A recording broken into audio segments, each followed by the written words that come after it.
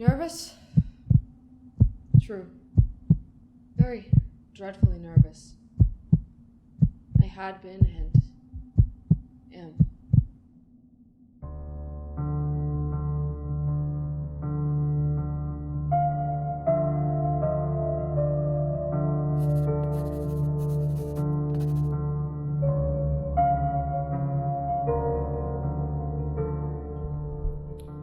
This disease has sharpened my senses, not destroyed, not dulled them. Above all, is my sense of hearing so acute. I hear all things in heaven and in earth. I hear many things in hell. How then am I mad? Watch how healthily, how calmly I can tell you the whole story. It is impossible to say how the idea first entered my mind. But once it had, it haunted me day in and day out. Object, there was none. Passion, there was none. I loved the old man. He had never wronged me, never given me insult. I was never kinder to the old man than the whole week before I killed him. I think it was his eye. Yes, he had the eye of a vulture, a pale blue eye with the film over it. Every time it fell upon me, my blood ran cold. So, by degrees, very, very gradually, I made up my mind that I would take the life of the old man, thus ridding myself of the eye forever. Now, this is the point where you fancy me mad. Madmen know nothing. You should have seen me. You should have seen how wisely I proceeded, with what caution, with what foresight I went to work. Every night, about midnight, I would turn the latch to the old man's room, carefully, and then open it. Oh, so gently. Then, when I had sufficient enough space for my face, I would put in a dark lantern, all closed so that no light would shine through. And then I thrust my head in.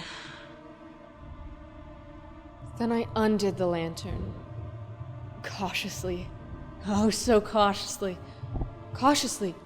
because the hinges creaked. I undid the lantern just enough so that there was a thin ray of light that landed upon the vulture eye. I did this for 7 long nights, every night at about midnight. But I always found the eye to be closed, which made it impossible for me to do my work, as it wasn't the old man that vexed me, but this evil eye. On the 8th night, I was more than usually cautious when opening the door. The minute hand on a clock moves faster than did mine. Never before that night have I felt the full extent of my own power. I was pushing on it, steadily, so steadily. I had my head in, I was about to open the lantern, but my hand slipped on the tin fastening, and the old man sprung out of his bed, crying out. Who's there? I kept quiet, still. For a whole hour I said nothing. I did not move a muscle. And in the meantime, I did not hear the old man lie down. He was listening. He was doing as I had done. He was listening to the death watches in the walls. When I had waited a long time, very patiently, without hearing the old man lie down, I resolved to open a very little crevice in the lantern. So I opened it. You cannot imagine how stealthily,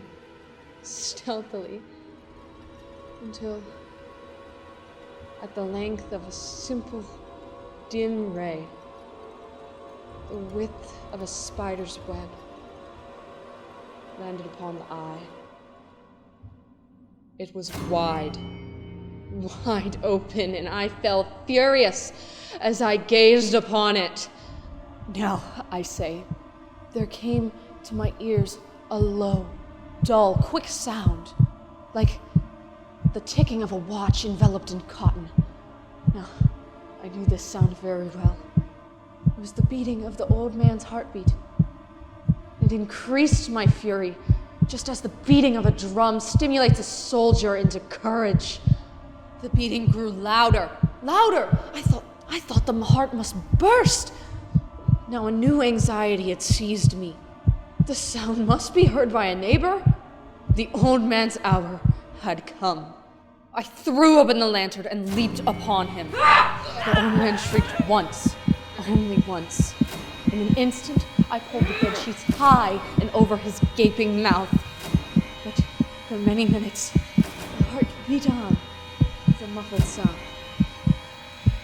At length, it ceased. The old man was dead. I pulled back the sheets and examined the corpse. Yes, he was dead. I put my hand over the heart. There was no pulsation. He was stone dead. His eye would bother me no more.